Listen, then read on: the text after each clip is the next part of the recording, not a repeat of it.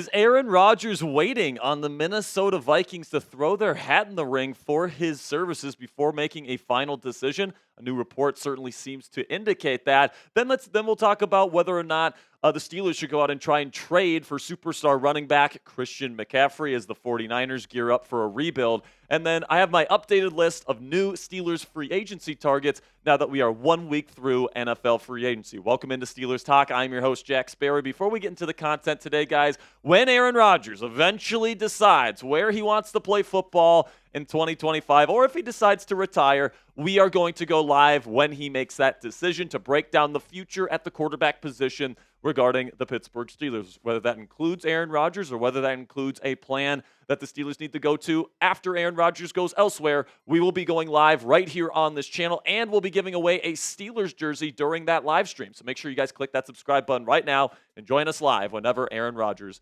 makes his decision.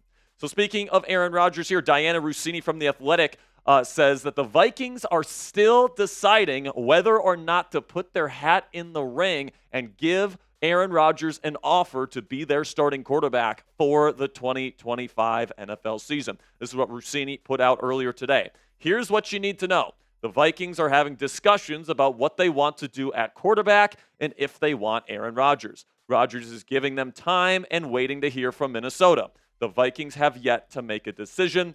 We all wait. So according to Russini, we're not waiting on Rodgers necessarily to make a decision. We're waiting on Minnesota to make a decision, and then for Rodgers to make his decision once Minnesota lets him know what they're going to be doing. So this is what makes sense to me, guys, man. With Aaron Rodgers not making a decision right now, the question is why. Now, Aaron Rodgers could just be like meditating and, really taking a long time, really juicing this thing out. But what makes sense to me, if I were Aaron Rodgers, if my first choice was Minnesota, that would, this would make sense because Rodgers' first choice would then be the Minnesota Vikings. The Pittsburgh Steelers would then be his number 2 option. Minnesota is still deciding, according to Dianna Russini, whether or not they want to make an offer for Rodgers. So right now, Rodgers is also waiting, like the rest of us, to see if Minnesota is going to throw their hat in the ring, and Rodgers won't make his final decision until he gets a firm yes or a firm no from the Minnesota Vikings as to whether or not they want him to come and be their franchise quarterback for a year or two,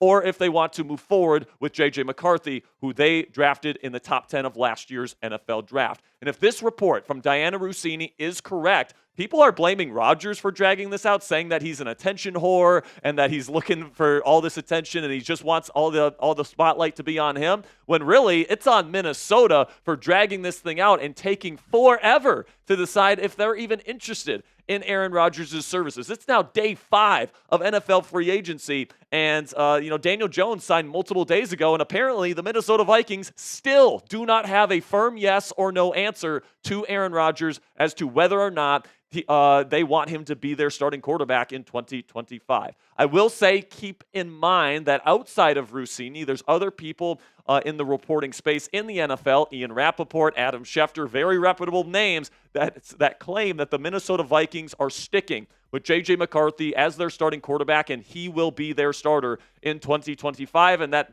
currently Rodgers is not considering the Minnesota Vikings, and it's just the Pittsburgh Steelers versus the New York Giants at this point. And if that's true, you look at the money aspect. I see some people saying, well, I think this is just Rodgers' team putting it out there so that the Steelers can have to give Rodgers more money. I really don't think money is the issue here. At this point in his NFL career, Aaron Rodgers, I think, is looking for a chance to go win somewhere. Now, maybe he wants both a chance to win and more money from the Steelers. That's a possibility. But with Russini and Albert Breer and Chase Daniel and all these people saying that the Vikings are interested, I don't think the money is the issue. The other reason why I think the money isn't the issue is because apparently the New York Giants have offered Aaron Rodgers a 2-year, $90 million contract. All right, so that's $45 million per season. That's like Geno Smith level money right there, ladies and gentlemen. And apparently he has not taken their offer either. So with that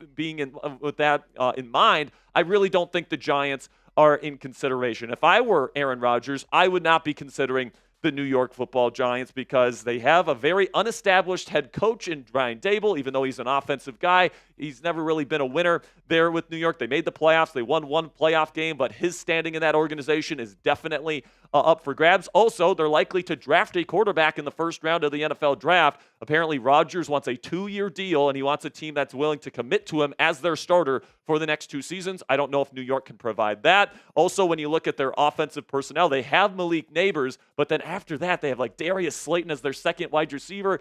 Theo Johnson is their tight end. Tyrone Tracy is their running back. Their O-line's a mess. I don't think that's a good place for Aaron Rodgers to go with just Malik Neighbors as the starting weapon. Here in Pittsburgh, you got DK Metcalf and George Pickens. So my best guess right now, guys, is that Rodgers will eventually be a Steeler. I think eventually the Minnesota Vikings end up telling him, hey, Aaron, we appreciate your interest, but we are going to go in the direction of J.J. McCarthy. We believe in him. We spent a top 10 pick on him, and we're not going to delay making him our starter any longer. And when that happens, I think Aaron Rodgers will pick up that phone. He will call Mike Tomlin and Omar Khan, and he will sign a contract to be the next starting quarterback of the Pittsburgh Steelers. But until Minnesota makes their decision, we just don't know what's going to happen. So let me know down there in the comments section, what's the % chance that Aaron Rodgers will be a Pittsburgh Steeler this season? Let me know what you guys think down there in the comments section. Put it on a scale of 0 to 100 for me. 0 meaning no chance he's a Pittsburgh Steeler, to 100 meaning he's definitely on his way to Pittsburgh. This will be the pinned comment on today's show. YouTube's going to throw you an ad break here in just a couple of seconds. When that happens, take advantage of that time by answering today's pinned question. So if Rodgers does decide to go to the Minnesota Vikings, what should be the Steelers' contingency plans? I think that the Steelers' plan B should still be Russell Wilson. I know that he has some kind of soured relationships with some of the coaching staff in Pittsburgh, especially offensive coordinator Arthur Smith, or at least that's what's being reported. Russ has denied those allegations, but, it is what it is. The Steelers are very clearly pursuing Aaron Rodgers over Russell Wilson at this point. But I really don't think a team, unless it's the New York Giants, Russ is visiting the Giants today. Unless he signs with the Giants today, I would say Russ won't sign a contract with anybody until Rodgers ends up making his decision, and who knows when that's going to be. And then if Rodgers picks the Vikings instead of the Steelers, I think Russ's clear best situation is here with Pittsburgh, with his buddy DK Metcalf, with George Pickens, a guy that he had a great connection with last year. He's got experience with most of the receivers in the Steelers' wide receiver room this year. And I still think if the Steelers' offensive line improves, the run game improves, and the wide receiver room improves, and I think that all those are possible, I think that Russell Wilson can be a success. If you can't get Russell Wilson and you don't get Aaron Rodgers, if you miss out on both of those options, that's when I think the Steelers move forward with Mason Rudolph as their QB1 for now, and then they will draft a rookie early on in the NFL draft to compete with Mason Rudolph and learn behind Rudolph as the season enters. And my preference at rookie quarterback this year, guys, is none other than Louisville's Tyler Shuck. And, my preference would be to trade down in round 1, get an extra day 2 pick, and then take Tyler Shuck. But, I look at Shuck's profile, and I would prefer him over guys like Shedeur Sanders and Jackson Dart, because I think Shuck is more pro-ready. He played in a pro-style offense last year at Louisville. He had a lot of responsibility at the line of scrimmage, had to make checks at the line of scrimmage, had to set protections. But, on his film, he's got really great arm talent, guys. He can throw from a bunch of different arm angles and platforms with accuracy and pace and timing. But also when he's within the pocket, he has great footwork. He's got very repeatable upper body mechanics. And because of that, he's got some of the best consistent accuracy in this class. The mental processing is always really good. I think that he recognizes the blitz very well. I think that, he's got a very good sense for the game. So, because of all those things, I think he's the most pro-ready quarterback in the National Football League draft this year. And if I'm the Pittsburgh Steelers and I'm looking for somebody to be a starting quarterback pretty much right away, because I think that this team's ceiling is pretty limited with Mason Rudolph as their starting quarterback, the guy that I would be pursuing if you don't get Rodgers and you don't get Russ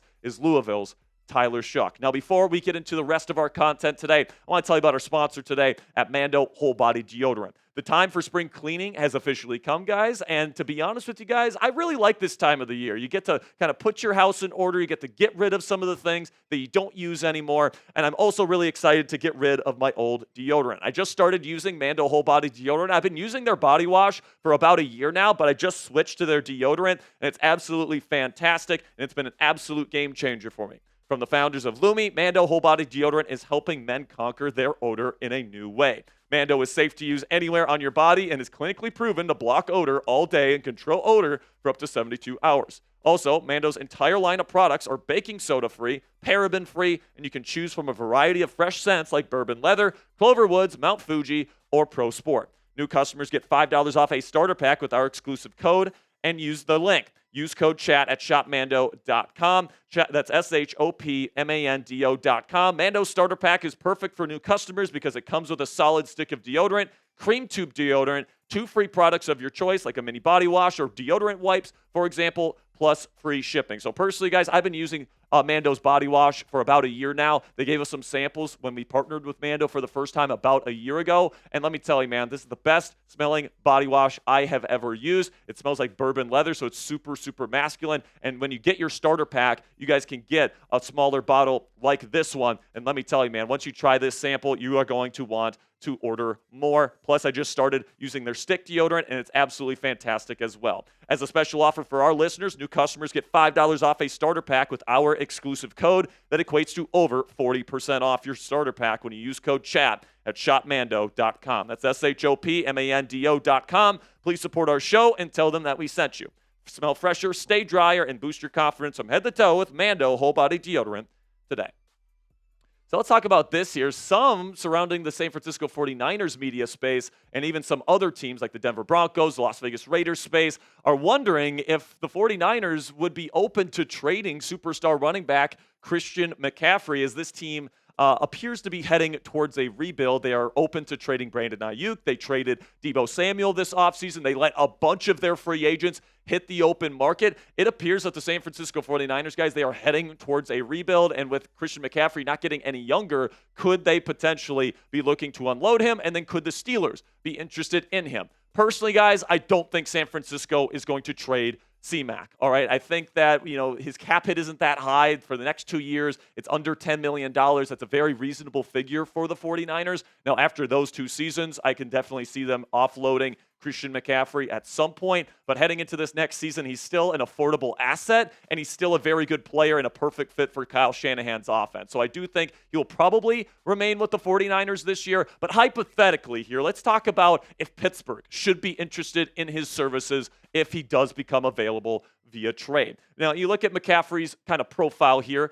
He is 28 years old as we speak right now, and he is getting older. Obviously, it's usually that 30-year-old benchmark that you look at when it comes to a running back, and that is really approaching quickly for Christian McCaffrey. He's 5'11", 210 pounds, got great lower body strength, and obviously he's known as a shiftier back with great long speed, great vision, all these different things. And he fits the style of running back that the Steelers would love to have in this offense, right? Like they run a wide zone centric offense there in San Francisco. They run a bunch of other stuff as well, but they mainly run outside zone. Same thing with the Pittsburgh Steelers. So McCaffrey could certainly come in day one and provide this team their Saquon Barkley, their Derrick Henry, their Josh Jacobs, their Christian McCaffrey, because they want to play like the ways that these best offenses, the best rushing offenses in the league play, right? And he still has 3 years left on his current contract. So if the Steelers get him, he is their answer for at least the next 2 to 3 seasons. You take a look at the cap hits if traded. Now, he does have 3 void years on his current contract that the Steelers would take on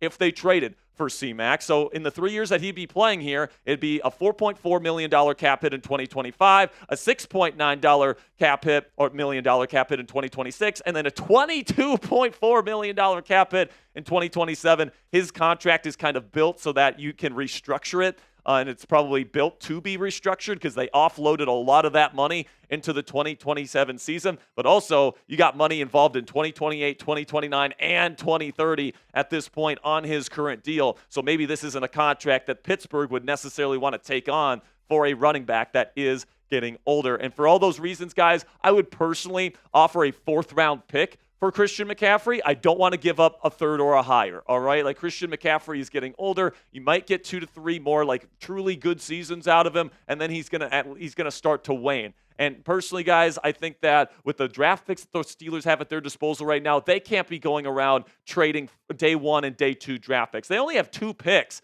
in the first 3 rounds, all right? So those are the rounds where you usually get your starting players, guys, and they only have 2 picks in those two rounds. or those 3 rounds, I should say. So if they give up their 3rd-round pick, you only have 1 pick in the first 2 days. That is not something that I'm willing to do. So maybe round 4 if the 49ers are willing to come to the table. But if I'm being completely honest with you guys, I would just rather draft a running back that's younger and has more longevity than a guy like Christian McCaffrey would have. McCaffrey gives you more establishment. He gives you more of a sure thing. But even McCaffrey has injury issues. And like I said, guys, he's getting older. There's risks involved with McCaffrey as well. So I would rather draft somebody with less tread on the tires and can be here for a longer stretch of time. The top running back draft targets that I have for the Pittsburgh Steelers this year, Ashton Jeanty out of Boise State. If he falls to 21, I think you got to take him. Omarion Hampton, you certainly have to think about him as well. He is a complete NFL running back and can be a star right away. Quinshad Judkins out of Ohio State, I think would be an excellent fit in this offense. Same thing with Caleb Johnson out of Iowa. I would say it starts with Judkins here on day 2. The only 2 guys I'd even consider on day 1 are Jeanty and Hampton, and then Cam Scatabo out of Arizona State. Powerful player that I think Mike Tomlin and Arthur Smith would appreciate. So if you can get any one of these 5 guys, I think that would be very, very good for the Pittsburgh Steelers. But let me know what you guys think down there in the comment section. Who's your RB1? Which running back do you want Pittsburgh to add this offseason? Who do you want to pair with Jaylen Warren in the backfield here in Pittsburgh? Let me know what you guys think down there in the comment section. For me, I would love to get any of the 5 guys that I listed just now. So before I go here, some updated free agency targets for you guys. There's still some good players that are still available in NFL free agency that I want to share with you guys and why I think the Steelers should go pursue these players. So, obviously with Aaron Rodgers still out there, he's going to be a part of this list, okay? Aaron Rodgers is somebody that I think this team is definitely pursuing. They've been pursuing since day 1, so he is on this list first and foremost, okay? And, it's going to be interesting to see how much the Steelers pay him because Dianna Russini just said on Pittsburgh radio that he's looking for $33 million at the very least. So Rodgers does top my list here, but I would also be okay with guys like Mike Hilton, who is still available. Now, Hilton, because he hasn't signed yet, might be taking a lower contract figure here because he is getting older, but I think that he can still be a really good slot corner here with the Pittsburgh Steelers. And at this point in free agency, you might be able to get a deal for him. Kyle Juszczyk visited the Steelers facility yesterday, and he left without a deal, but I would still think he would be a great addition to Arthur Smith's offense that likes to live in the 2 running back set world. He likes to live in heavy formation world, and Juszczyk is certainly somebody that can be a versatile weapon in that world if the Steelers want to live there. Trent Brown is still available. He can be an excellent swing tackle. He can play left or right tackle. He's very affordable. He's got a ton of starting experience. So if Broderick Jones stinks or Troy Fautanu can't stay healthy, I would trust Trent Brown to come in. Then you got Isaiah Simmons, who can be a dynamic chess piece on defense, can play safety, linebacker, even a little bit of slot corner, so you can move him around and use him as a disguise piece. And then Armon Watts had a really good season with the Pittsburgh Steelers as a rotational defensive lineman 2 seasons ago. I think at this point, the Steelers are probably looking at using their first-round draft pick on a defensive tackle. So you need a rotational guy still. Armon Watts can fit that bill right now from day 1, in my opinion. But Jack, what about Cooper Kupp? Why not go out and get Cooper Kupp? Well, I don't think the Steelers are necessarily in on him,